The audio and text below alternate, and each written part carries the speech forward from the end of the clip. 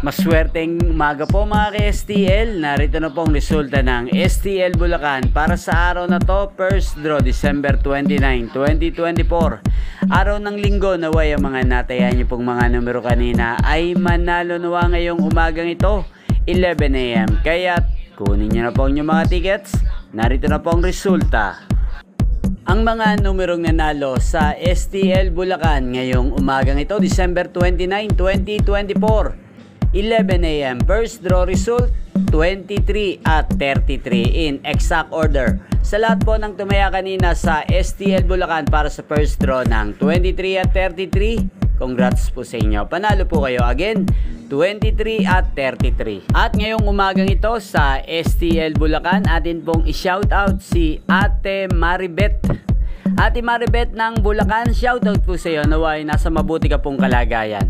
At sa lahat po ng mga taga Bulacan dyan, shoutout po sa inyo, naway isa rin po kayo sa swertihin ngayong umagang ito sa STL Bulacan. Inyo pong napanood ang resulta ng STL Bulacan sa channel na to, Roderick Hernandez TV.